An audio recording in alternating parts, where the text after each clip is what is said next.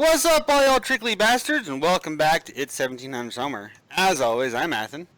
And I'm Cameron. Welcome back, ladies and gentlemen. It's always nice to see y'all on these beautiful Sundays. Give everybody a second to come in. We'll get the shows pulled up and everything for us. Summer. As always, I'm Athen. And I'm Cameron. Welcome back, ladies and gentlemen. It's always nice to see y'all on people tag and get some shares.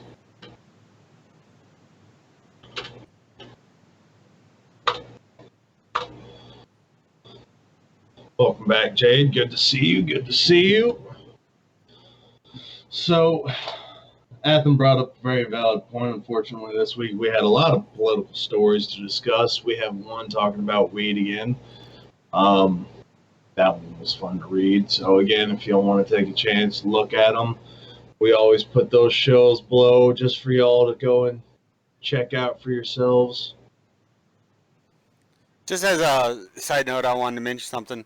You notice that Annie Marie Honeycutt's profile picture and the little icon that it has there looks like a heart?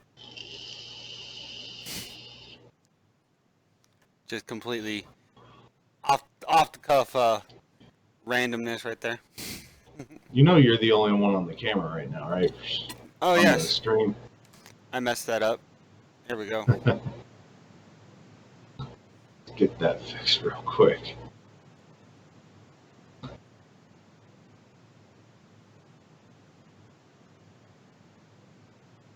There we go. We got that fixed.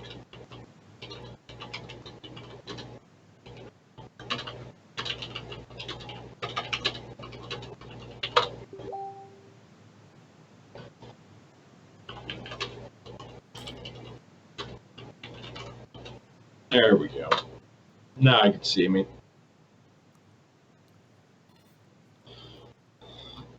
All right, so to start us off, we're talking about a U.S.-Ukraine envoy. Special Representative for Ukraine, Kurt Volkin, resigned as the U.S. envoy for Ukraine after President Trump decided to withhold military aid to Kyiv. Early in the day, the House of Representatives stated they were going to subpoena the Secretary of State, Mike Pompeo, to hand over the documents pertaining to the impeachment inquiry into President Trump's July 25th phone call with the Ukrainian president. The House is also looking to speak with 5 State Department senior officials. Volker contacted Rudy Giuliani, President Trump's lawyer, who has admitted to backdoor contacts with Ukraine officials. Giuliani has come under the eye of the House and caused alarm with the U.S. intelligence. Both Trump and his lawyer deny any wrongful doings. They did release the transcript. We'll get into that in a little bit. They also alleged that Trump had withdrew the $391 million of military aid as a pressure tactic. But Trump admitted he withdrew the aid in June, but did so before the call, claiming the aid was paused for unspecified reasons, but with concerns of corruption.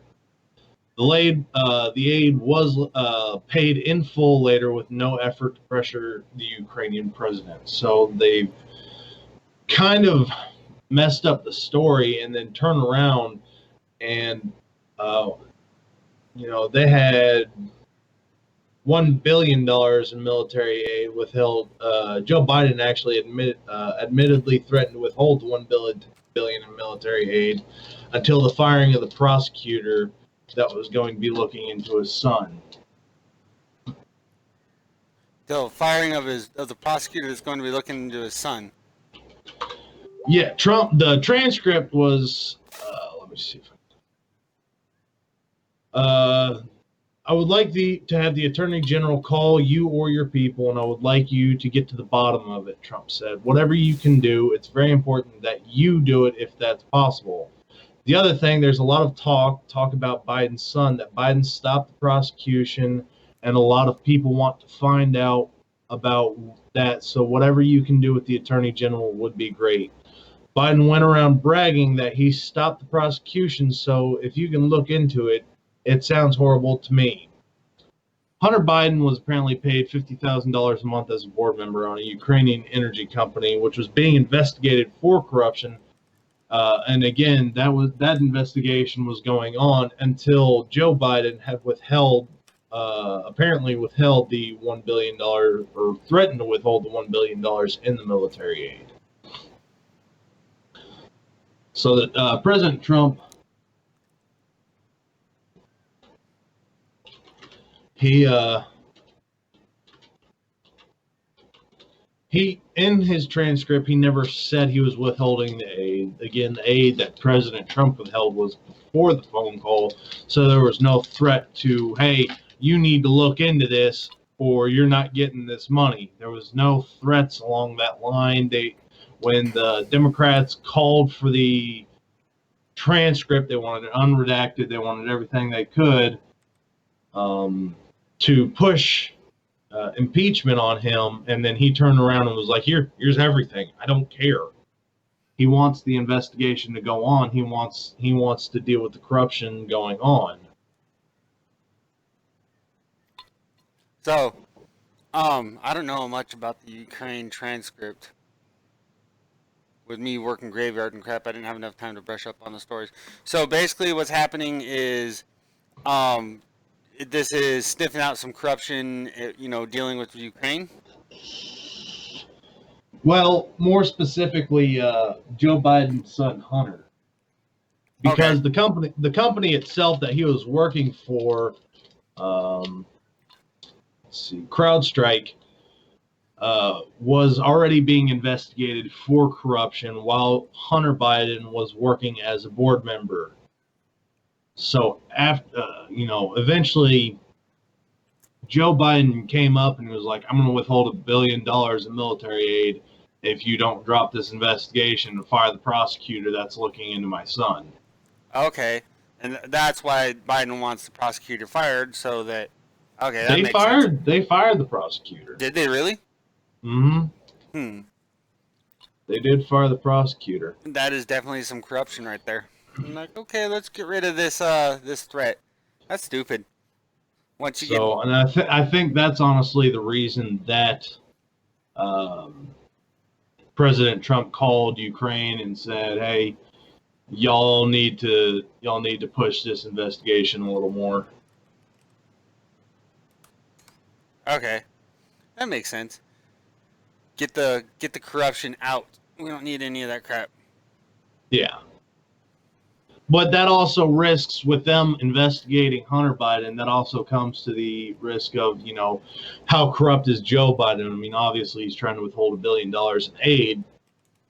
And then you have his son having worked for a company that was already under investigation for corruption. So I think he really wanted that to drop for the fact that if they start investigating him, they might start finding other things they don't want people to find. Okay. Some of the more. I did see a quick pop up earlier today. I kind of want to hit this real quick, but the Jeffrey Epstein case, that's just gone off the board. Like a couple weeks ago, that's all you could see on any kind of social media or news. It was all about Jeffrey Epstein's case, and now it's just gone. Really? Jeffrey Epstein's case is just gone? It disappeared? Well, I mean, I'm sure it's still out there, if you look for it, but it's not being discussed as much as it was. I mean, the conspiracy theories have kind of disappeared off social media. It's... I mean, it's just magically, hey, we don't want this being reported anymore. I still haven't seen anything else on Hillary Clinton's trial. Yeah, that stuff's all going to get swept under the rug. Nobody wants it to be in the limelight. Yeah, they don't. They're trying to cover everything up that they possibly can. Mm-hmm. And we talk about some of that hypocrisy a little later in today's show when we bring up guns and red flag laws again. Yeah. Again, yeah, it's getting worse out there, ladies and gentlemen. Red flag laws are becoming a headache. As if they weren't to begin with. Yeah, fair enough. With that, the whistleblower who actually spoke out on President Trump's call in Ukraine hired former Schumer and Hillary Clinton employee Andrew Bokaj to represent them. Attorney Andrew represents a number of anonymous clients. He was a former CIA and Pentagon official who specialized in whistleblower and security clearance issues. Mr. Bokaj is now a managing partner at Compass Rose Legal Group, with the Democrats again demanding Trump's impeachment following the claims. Which story is this? This is the whistleblower one. Okay. We're on the third story now.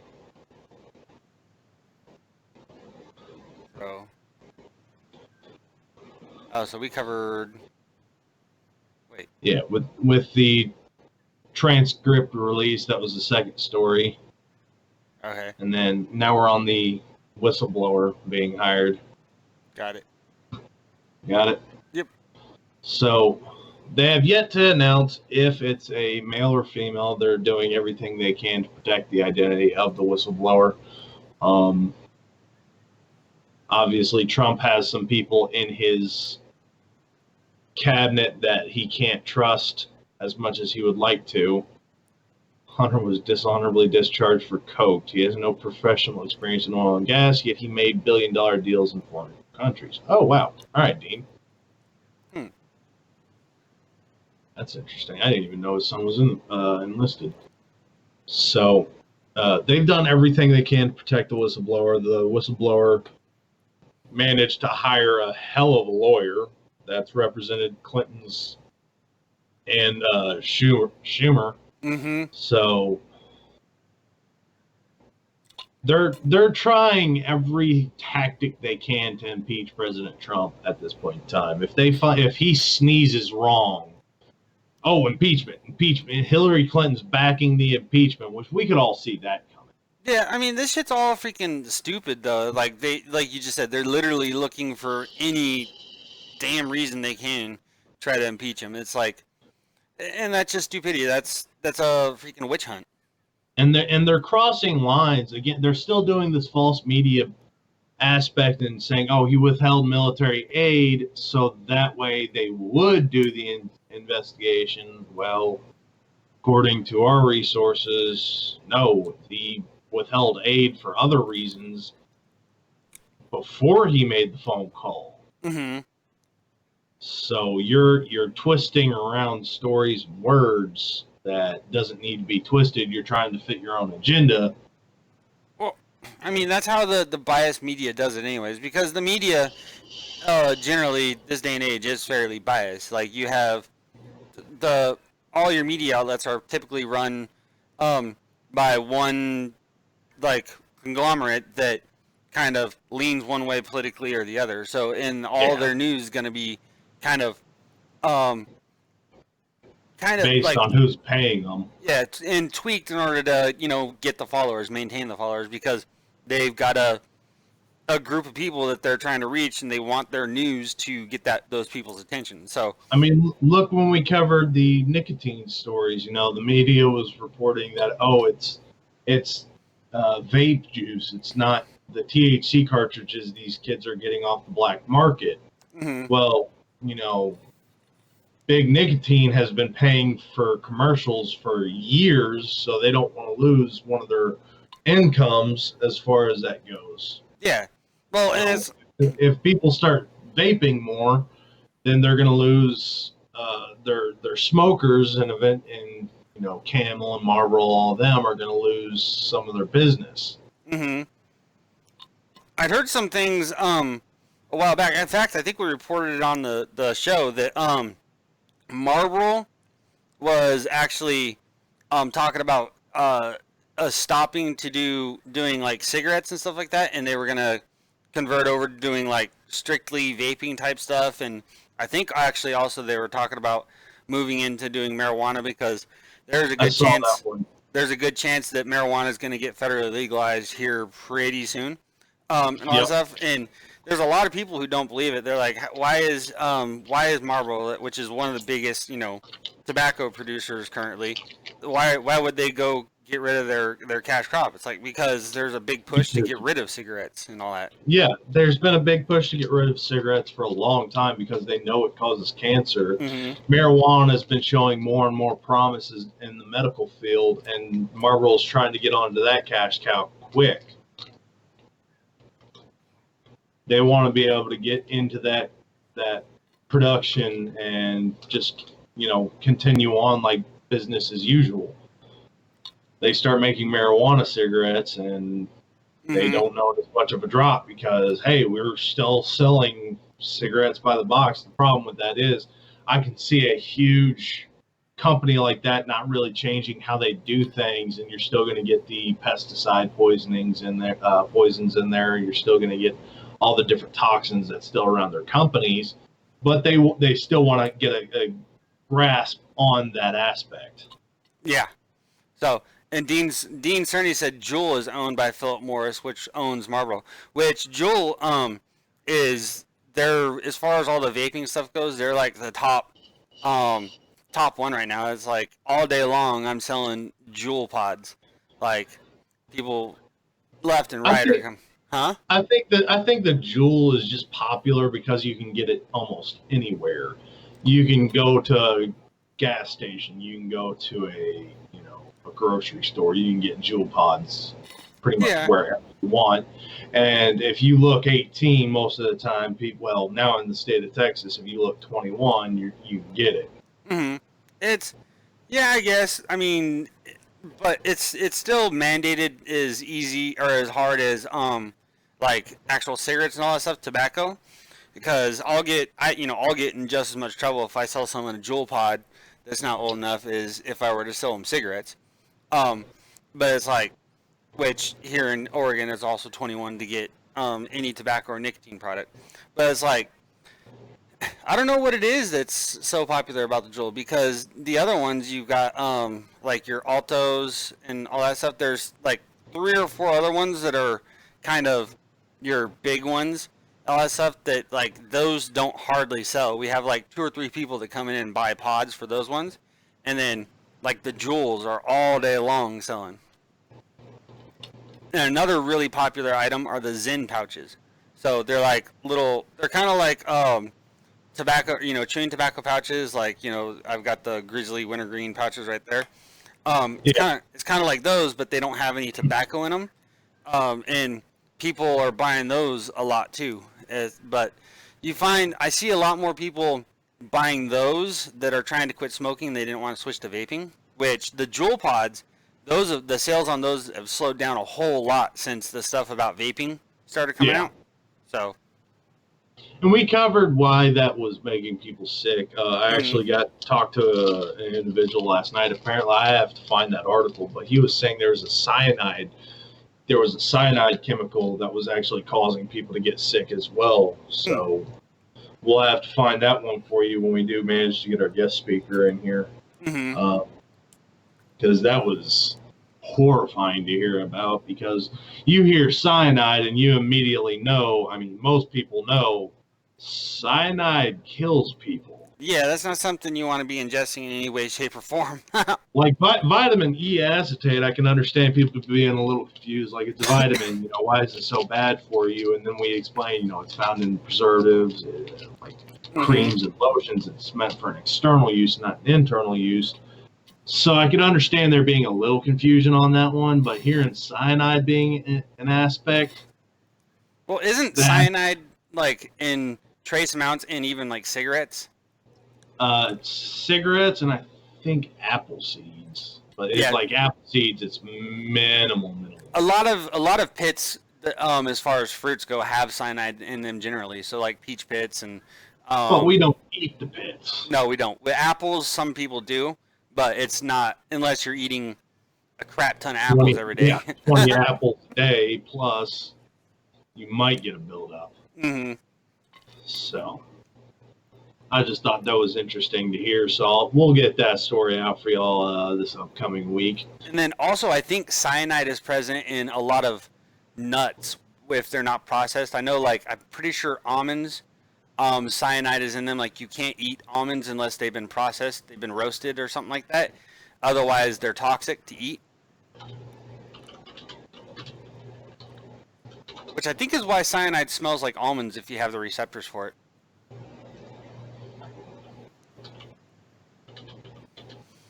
So yeah.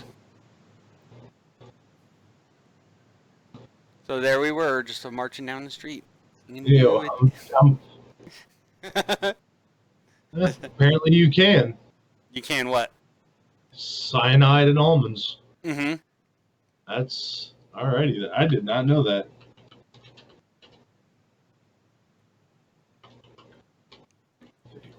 Alrighty. Adam, go ahead and get it started off on our next story. It's the U.S. deploying 200 troops. Alrighty then. Alright. Let's get that one pulled up and put into the chat there so people can follow along. So Dean said down here, the cyanide is a build in insecticide in fruit. Okay. So it comes from insecticide in the fruits, huh? That makes sense. Alright, so let me get that story actually pulled up. Alright, so what we got right here is US deploys 200 troops missile defense battery to Saudi Arabia. And there's actually a complimentary story that goes along with this. I think it's an update to it. Let's grab that one also. And surprise, surprise, it's about oil. Alright. Yeah, I mean, it's always about oil. Right? So, you there, Jade? So I'm here. Hey, what's up, Jade? Hello. Hey, welcome, Jade. So we got the U.S. So glad military. of you to join us. Yes, thank you for joining, Jade. So the U.S. military is sending 200 troops to Saudi Arabia at their invitation after an air raid strike on the kingdom's oil fields. Chief Pentagon spokesperson Jonathan Hoffman announced on Thursday. This deployment will augment the kingdom's air and missile defense of critical military and civilian infrastructure. The deployment augments an already significant presence in U.S. forces in the region. It's important to note the steps are a demonstration of our commitment to regional partners and the security and stability in the Middle East. Other countries have called out. Hit something. You think you hid something? Hit something. Oh. Hit something? Hopefully you're not driving. So. No, the buttons. The buttons. All the buttons. So other countries have called out Iranian misadventures in the region, and we look for them to contribute assets in an international effort to reinforce Saudi Arabia's defense. So this is just another reason to kind of not really go to war against, but, you know, just show some more aggression towards Iran. Because that's been going on for quite a while. Like, I guess that's why my geography. So you got what is it? It's Iraq, and then right there on the coast, isn't that Kuwait? Right there on the coast, shares the coastline with Iraq. I'd have to look at a map. It's been a while. But the funny part about this is Iran has denied every single claim and accusation coming from both the United States and the Saudi Arabia kingdom. But both our investigators and Saudi Arabia's investigators have determined it's impossible to have come from Yemen. You know, we've looked at the map, we've looked and dug and delved as far as we can, and all aspects point to you having hit this oil plant. Yep. So, and it is Kuwait that shares the coastline there with Iraq, and I guess that's why that border was designed like that. Back in what was it, the 80s after the Cold War, when we were given all the money and all that stuff to the different tribes, I guess you call them, there in Iraq. That border was designed like that to be able to protect Saudi Arabia from Iran invading Saudi Arabia. So. Problem stalking. Yeah, a little bit. But Vice President Mike Pence has followed up with saying that the U.S. is locked and loaded and ready to defend our interests and allies in the region. President Trump follows up with him not wanting war with anyone, but that we are prepared for war. With that, Iran has rejected all the accusations and followed with a warning saying that all U.S. Bases and aircraft carriers within 2,000 kilometers around Iran are within range of their missiles. And now we know that, they originally predicted that the oil plant would be up and running within a few days. Now they're projecting that it's going to take a few weeks. A few weeks? A few weeks. So gas prices, they're already predicting the barrel prices have already gone up quite substantially, actually. And then they jumped 14.7% to $62.90 a barrel. And they're only predicting it's going to get worse. I think the projected price per barrel was going to be around $100 a barrel on oil. Go ahead. I'm trying to do some production stuff. I'm trying to get her NDI in so we can get her picture up on screen. Yeah. Jade, what input do you have on the oil attack, as well as the U.S. sending 200 troops over there and Iran turning around and saying that, if something happens 2,000 kilometers, you're basically fair game? It's bound to happen. I'm surprised it's only 200. Right. I was expecting a little more than that. I thought when I read 200, I could have sworn there was a typo, a missing comma. Zero. Yeah, something. Nope, 200 through the whole story. But they're also with having the hopes that, other. Well, I'm sure they also have other resources that can be quickly called in as well. So by sending 200, it probably limits the panic. I can see that. The Iranian spokesperson also said that, our aircraft carriers in the area. So I'm sure we have a few carriers off the coast floating around, being a little scary for them. Yeah. Okay, so apparently I didn't get her username correct. I gotta figure out how to Get your shit together. I'm talking to myself, sorry. Dean Cerny adds the 2,000 kilometers is the whole Strait of Hormuz, and I guarantee I brutalized that name. I'm here to talk about the stories, not my pronunciation. I can speak good. I know words. He also says that Iran denies more shit than the VA. I love Dean. He's a funny man. That's pretty accurate, though. We all know the VA and how they just love to approve everything for us, don't we? What? What's that word? Yeah. Oh, you thought you were going to get your VA disability in a timely manner? Hope you didn't plan on needing that money. Oh, you've got a bad back and bad knees? Nah, it's not the That's not from problem. the service. No, you weren't carrying 85 pounds plus of gear every day. Yeah, I was squatting about 75 to 78 pounds a day, at least maybe up to 200 times a day. But no, your hips, we have to kick back stuff, and I can't hear anything. You can't hear anything? Oh, now I can hear you. Okay. Gotta love it. We bring somebody in for the first time and we don't know what we're doing. Well, I need It's her. all right. I need someone to send me her Skype username. That's what I'm working on right now. Trying to, anyways.